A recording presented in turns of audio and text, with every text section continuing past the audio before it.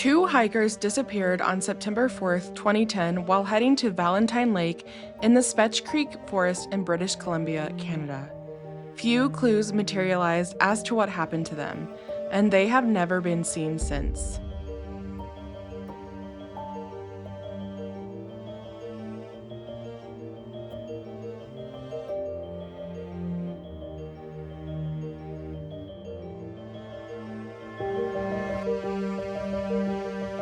Welcome to Morbid Outdoors, the podcast that ventures deep into the shadows of the wild.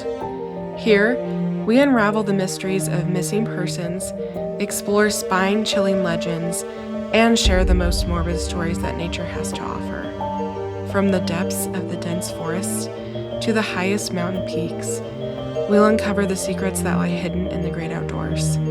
Join us as we navigate the eerie, the unexplained, and the terrifying. So if you dare, grab your gear and let's embark on a journey into the unknown. This is Morbid Outdoors.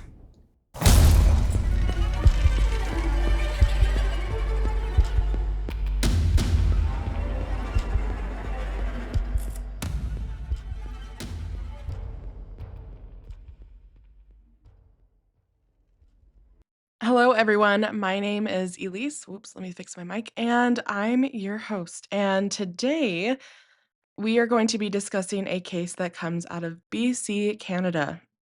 So I actually am pre-recording this. I pre-recorded much of my episodes for June because June is a very busy month for me with travel and hiking, and I'm going to update you all on how my trip went. And yeah, I'm just so excited summer is here. I can't even begin to describe to you how beautiful Utah is during June. I was so amazed when I first moved here. It is so, so pretty. I love it so much.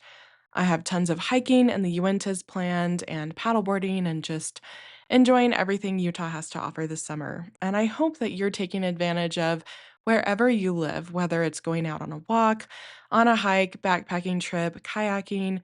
There's just so much that the world has to offer us, and being outside in it is something truly, truly amazing, and I will never take it for granted. All right, so let me insert a clip here about how my trip was. Yeah. Okay, so here's the clip. This is me 3 weeks later, or however long it's been.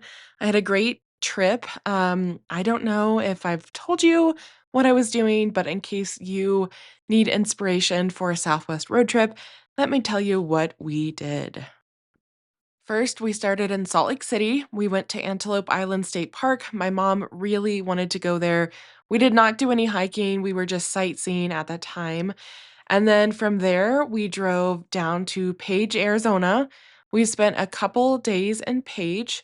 We did Horseshoe Bend, Antelope Canyon, and more sightseeing. Again, this was not like a super outdoorsy trip because my mom was coming with me and she does not really do a lot of hiking or exploring. So it was mainly just an easy breezy, easy hikes trip. After Page, we drove down to Taos, New Mexico. I love Taos. It's beautiful. There's great food, great people. It's beautiful. So in Taos, we went to the Taos Pueblo and then we got dinner at La Cueva, which has the best seafood enchiladas ever. And from there, we traveled down to the resort we were staying in. We stayed on the Santa Ana Pueblo between Santa Fe and Albuquerque. And we stayed there for 3 days. So some of the things we did around the area were hiking at Cachacatui Tent Rocks National Monument on the Cachiti Pueblo.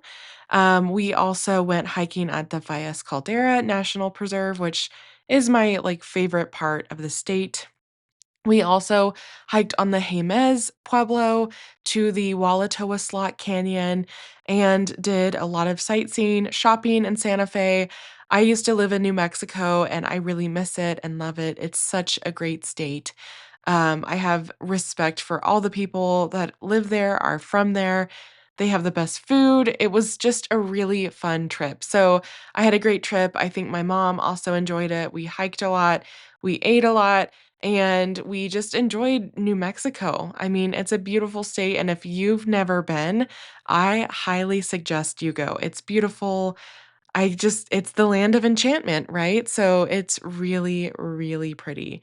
Yesterday, I got back from this road trip on Saturday, and then yesterday I went paddleboarding with a friend at Silver Flat Reservoir up in I'm in Utah, of course. And so I spent all day outside. It got a little bit too much sun. I bought this sunscreen from Trader Joe's, and I didn't realize that it was only SPF 40. And so I got a little burnt, mostly on my legs, but that's okay. Um, so yeah, just a reminder that wear sunscreen because, I don't like being sunburned, so my legs are, like, burning, they're like 2 pieces of bacon. So um, I am so excited. I am just so excited for the summer. I am gonna insert this into the episode that I pre-recorded, and I have a lot of hiking planned. So, if you are a Utah local and you think will run into me on a trail, please say hi. Um, I am short and I have long brown hair that's usually put up when I'm hiking because it's so hot. So, I don't know, I'm just like, this summer feels different than last summer. I'm more excited for it. I have a lot of hikes and backpacking trips planned, and I'm just super stoked. But I had a great trip, and if you want somewhere different to road trip, I highly suggest New Mexico. It's beautiful. There's a lot of things to do. You can even climb mountains. When I was in college, I climbed Wheeler Peak right outside of Taos, and it's 13,161 feet of tall elevation. And I backpacked it with a friend, and it was such a really fun experience. There's just a ton to do in New Mexico. There's desert, there's mountains, there's alpine lakes. It's a really, really beautiful state. So I hope that you guys' summer is going well. And yeah, I just wanted to pop in here today and just let you know how my trip was. So I will see you guys next week. All right, so let's get into our case today.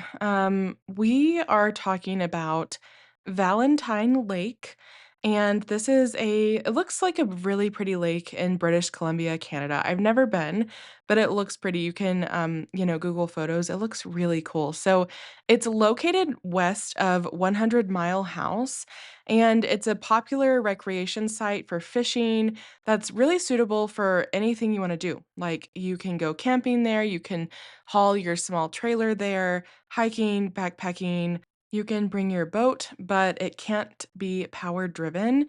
Electric motors are permitted, and if you don't have a boat, you can also fish from the dock that's there. So it looks really pretty, and the reason why it's called Valentine Lake is because from an aerial view, it's like a heart-shaped lake, and so it's really pretty. Valentine Lake Recreation Site offers several accessible facilities, including several accessible, friendly campsites, an outhouse, and a 500-meter low mobility trail. So, this would be excellent for someone that might be older or have a disability or maybe even be a wheelchair user. There are accessible areas and accessible trails. So, I think that's awesome.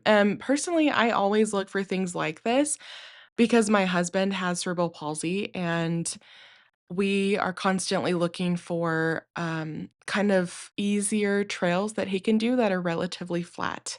Even though he's not a wheelchair user, it still benefits a lot of people who don't use wheelchairs to have accessible trails. And actually, I'm gonna take him on his first backpacking trip this summer, so I'm really excited and nervous. We're picking a very easy trail that I know he can do, and I'm gonna carry all of our stuff. He's never gone backpacking, and he said he wants to go, so I will have to update you guys after his first backpacking trip. Okay, so this lake is one of many lakes in the region popular for fishing rainbow trout. The lake is stocked annually because the lake is very heavily fished. It's a very popular area. Most find trolling to be the most effective method of fishing when on Valentine Lake. So, like I said earlier, there's campsites and there's also wilderness campsites. So, in the wilderness campground is a rooftop boat launch accessing the lake. And many people go to the lake with their boat and they spend a few days here camping and fishing and enjoying all of what the area has to offer. Most of the campsites rest on the banks of the lake, providing beautiful lake views, while others stay hidden in the trees that provide some privacy. In total, there are about 10 campsites, most with a picnic table and a fire pit. Now, the road to Valentine Lake is gravel, but unlike other gravel roads in the region leading deeper into the forest, the road to Valentine Lake is in reasonably good shape, suitable for RVs. Now, the trick is to keep an eye out for road markers leading to the lake because the main road to identify leading the lake is 800 FSR, which means Forest Service Road. So you might could get lost, but otherwise it's pretty easy and it's not a super rugged road to get up there. So, in terms of terrain, there are rolling alpine meadows next to Valentine Lake where hikers can walk around in flip flops. And then there are also steep mountainous routes in the high alpine, complete with crevasses that require crampons and ice picks to explore the dense wooded, areas. Sorry if you can hear that, that's my dog barking. So today's case is about a couple that goes to Valentine Lake, or they're on their way, and they go missing. So let's dive into it. So we are going to be talking about Rachel Bagnall and Jonathan Jeté, I think. And I'm not saying it like that because he's from Quebec and they speak French there. So Rachel was 25 years old at the time, and she was planning to go to Colombia to do volunteer work for 1 year in underprivileged communities. She was also training to be a doctor in UBC's medicine class of 2011. Rachel was a talented artist. She painted and she played the piano, and she was inspired in her art just by the beauty of the mountains. Now, Jonathan was her boyfriend. He was 34 and he worked for the government in Quebec as an attaché. Again, I hope I'm saying that right, but this is a technical expert or diplomatic official assigned to a diplomatic mission or embassy. So that's what he did in Quebec. Rachel and Jonathan actually met each other at a climbing gym. They were both very athletic and fit, and this was something they had in common. And so it was really such a meet cute that they met in a climbing gym. Jonathan ran the grouse grind 3 times a week. That must be some sort of running trail. And he climbed competitively. Rachel grew up in Prince George and she had been hiking since she was 5. So both were very athletic, very fit, and Rachel really knew the outdoors. I don't know how long they had been dating. I couldn't find that anywhere, but they knew each other well enough that they were going to go on like a little camping, hiking weekend around Valentine Lake. At this time in 2010, Rachel and Jonathan were both living in Vancouver, and this was right before Rachel was supposed to be moving abroad. So, this was like going to be their last time together for a little bit, because Rachel, she was pursuing her life goals and she was supposed to be moving to Colombia, very shortly. And so they thought, let's go on like a getaway weekend before I leave. And so Rachel and Jonathan, they stopped at a Tim Hortons in Squamish at 7:42 a.m. on September 4th for coffee and hot chocolate on the way out of town. They then continued driving through Whistler, Pemberton, and Birken. So, I mean, that sounds, I don't know, I just think it sounds like such a nice weekend. I've done this many times with my husband. It's just a nice to get away and kind of unplug and unwind. And that's exactly what Rachel and Jonathan were hoping to do this weekend in September. 2 days later, on Monday, September 10th, which was Labor Day weekend, Rachel and Jonathan were supposed to have returned to Vancouver, but they didn't. So it was just really odd because Rachel's sister, she was concerned, and so 2 days later, because she hadn't heard anything, she was, like, really worried. Her Rachel's sister's name is Elizabeth, and she was extremely worried. So she notified the authorities that Rachel was missing with Jonathan when she became concerned that she hadn't heard from Rachel at all. And so she did the right thing. As soon as she thought something's going on, she reported them missing. Of course, a search was launched, and there were up to 50 searchers, including police and search and rescue workers from around the province, and they combed the area on foot around Valentine Lake and its surrounding peaks, and they were led by Sergeant Steve LeClaire. Now, it wasn't long before police quickly found Jonathan's four-door Toyota Echo that was parked 1.2 kilometers up the Spetch Creek Forest service road. This was concerning that the car was just parked there, but, maybe they went for a hike. So they started to look around in the car and do more searches, and they actually ended up finding those empty cups from the Tim Hortons coffee shop and a cell phone in the vehicle, which is, I don't know, it's a little odd. I mean, if both of them had their phones, it's not that weird to leave one behind, but it is a little concerning. Now, records showed that Jonathan made no calls after September 3rd. The area around his vehicle was searched, but nothing unexpected was found. The RCMP climbing team went in by helicopter, set some fixed line, and rappelled down to search the area below the tree line. And at the same time, dog teams searched the whole area, including cadaver dogs. So they're thinking they are going to be rescuing someone or doing body recovery. The Mounties put out a call for volunteers, and search and rescue teams from Pemberton, Whistler, Vancouver Island, and the lower Fraser Valley, and they were soon combing all of this area for any signs of Rachel and Jonathan. Now, they were initially hampered by rain and heavy cloud cover, and they actually had 3 helicopters participating in the search effort. So, unfortunately, some of the early searching was hampered by really bad weather. Now, these searchers, they spent hundreds and thousands of hours searching for Rachel and Jonathan, but nothing was found, and the official search was called off in October 2010, more than a month after the couple was reported missing. There was snow on the ground at this time, so they literally did all of the searching they could do for a very long time. Sergeant Leclerc would later tell Allison Taylor of Whistler's Peak News magazine.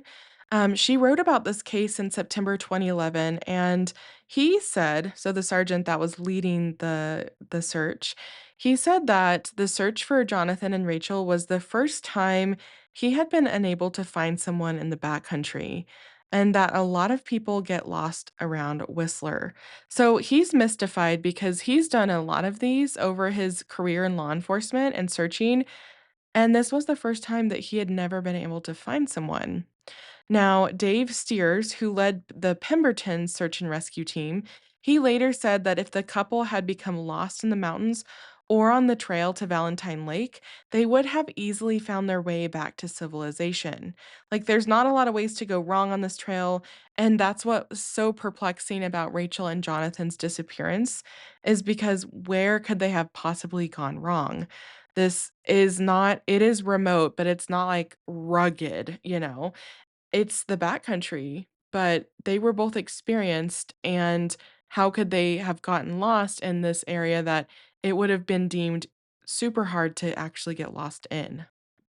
So, following the end of the first search and rescue operation, Jonathan and Rachel's families hired professional mountain guides, including 3-time Everest veteran John Furneaux, Alpine guide Jack Delaney, and Whistler based hiking guide Eric Vizot.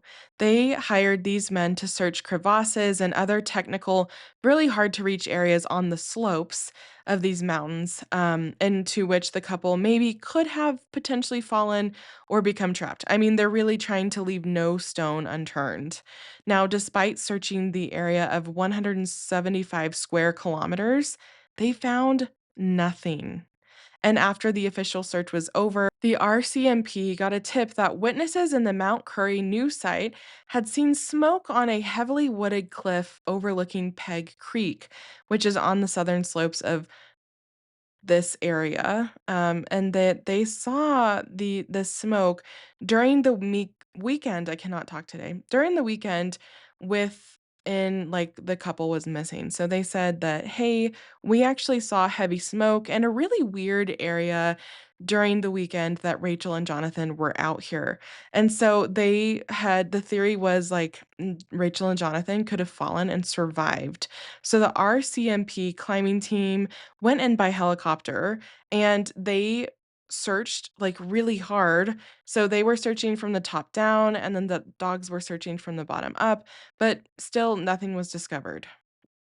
A few months later, in December 2010, a First Nations man from the native community of Mount Curry, he actually where he was at is like about 5 miles southwest of Valentine Lake, and he went out to chop firewood when he spotted some unusual bird activity on a peak in this area. And when I say unusual bird activity, we might be talking like vultures and carrion birds that will eat, deceased matter.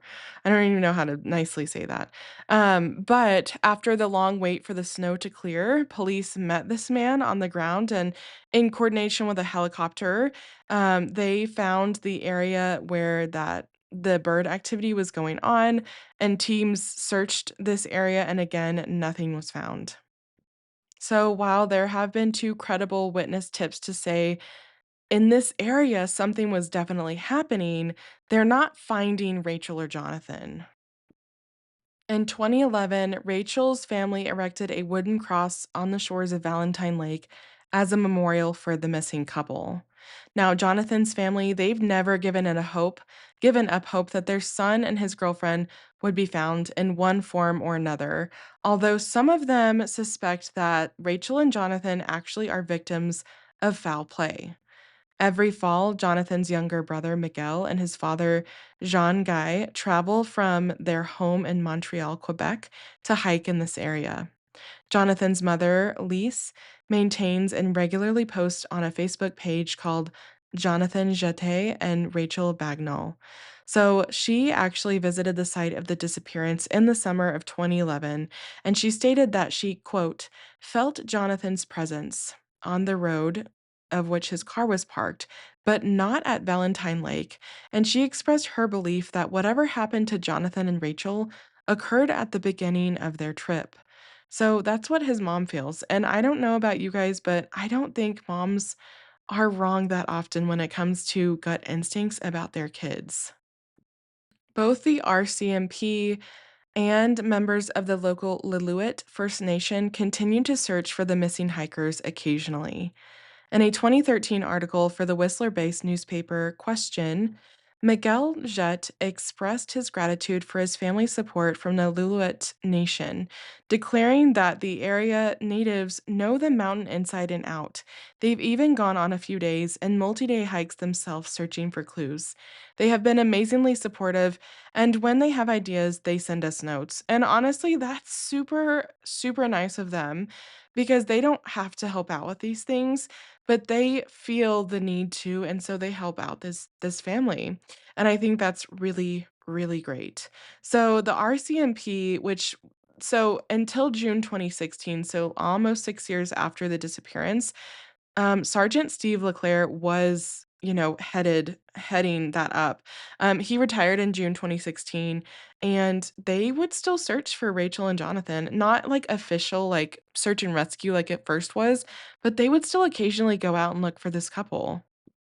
Then in fall of 2018, a member of the Lillooet, I hope I'm saying that right, the Lillooet Nation discovered shreds of men's clothing near the mouth of Peg Creek, not far from a pond called Eddy Lake.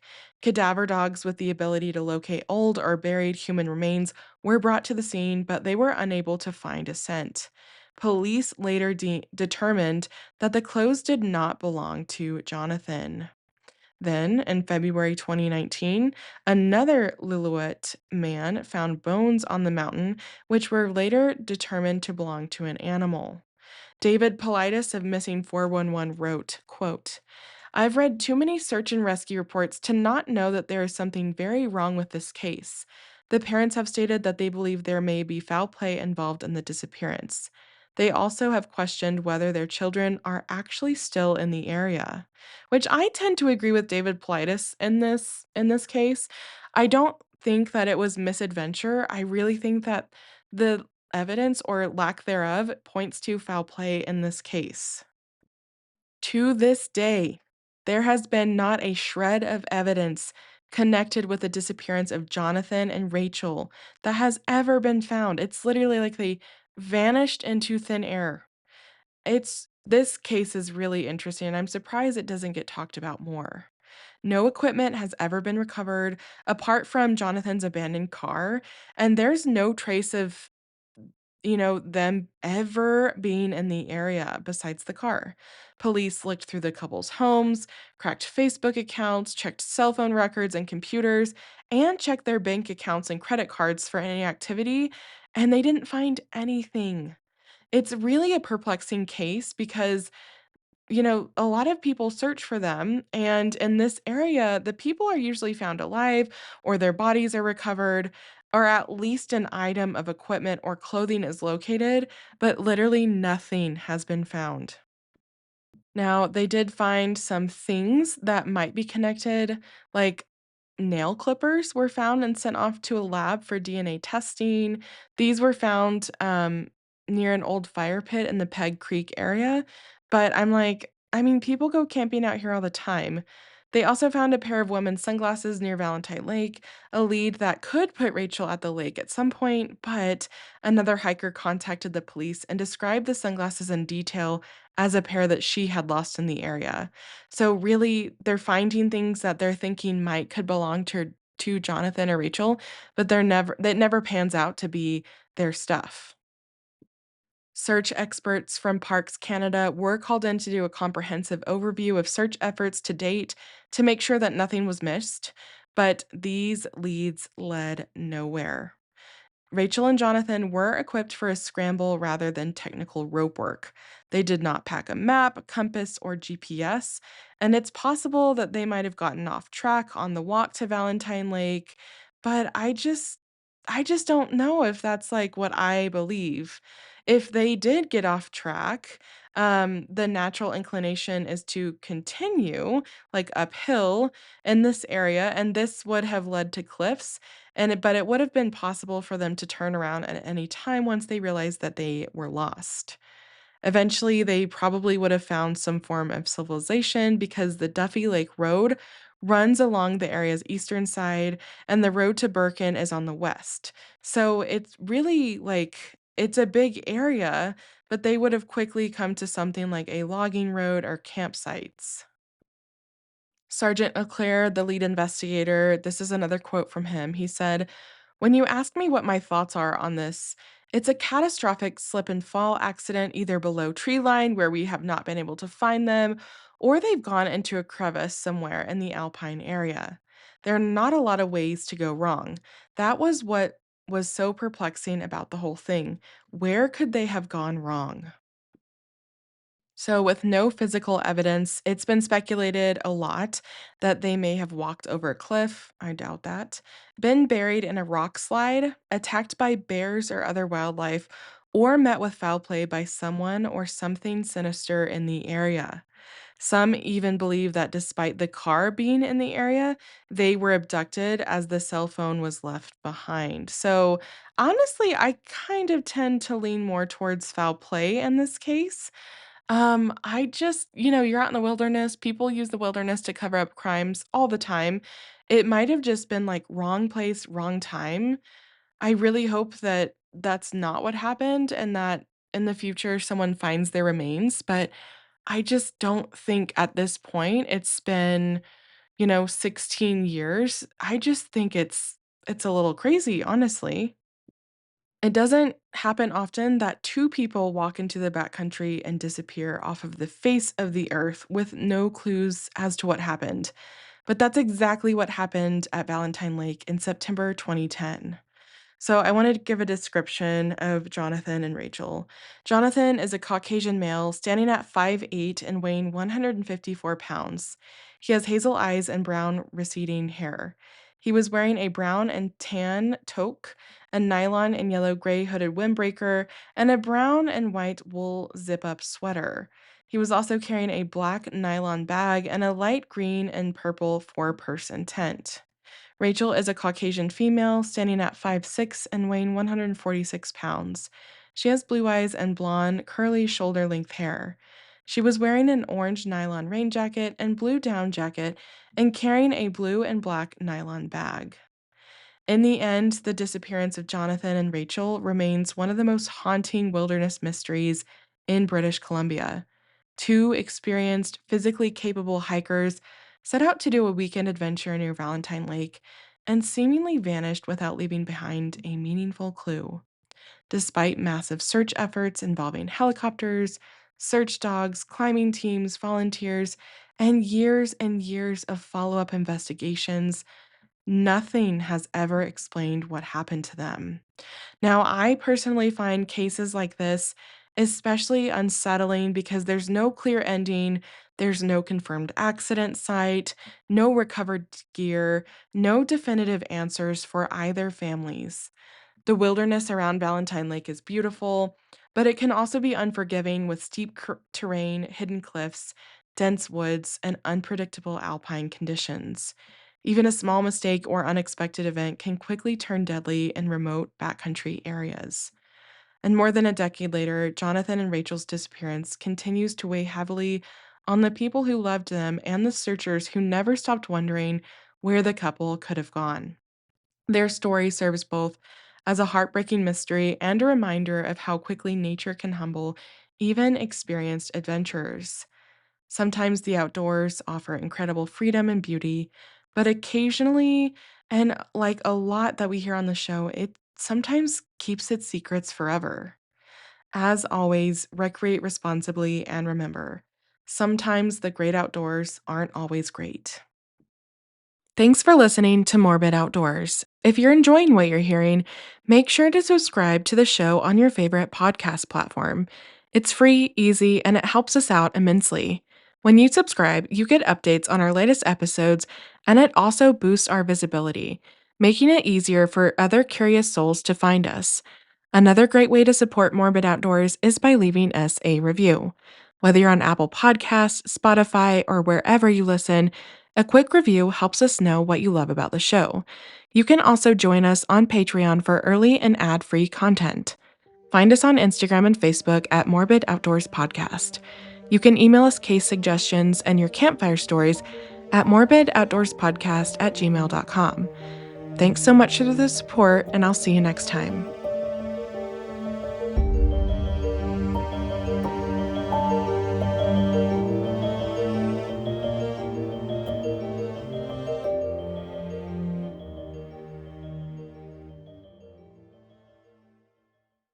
Guys, sometimes I feel so silly when I pre-record things, but honestly, I get so busy, as you guys totally understand, between, working full time and having a dog and then other life things that I have to do. And you guys get it. Anyways, I feel so silly sometimes pre-recording and saying I'm pre-recording, but I do that sometimes because there are things that happen in the news or, outside that I would love to talk about, but they haven't happened yet. And so I can't touch on it if I haven't heard of it yet, because 'cause I'm coming to you from the past. It is May 30th, that is when I'm recording this, so almost a full month in advance. And yeah, I just really hope that you guys are enjoying everything outdoors. It's mid-June at this point. I'm sure the weather is hot, but, you know, I I love summertime. I love being on the water, I love hiking, and I can't wait. I have like 3 or 4 backpacking trips planned this summer, so I hope you guys are enjoying your Wednesday, and I will see you next week.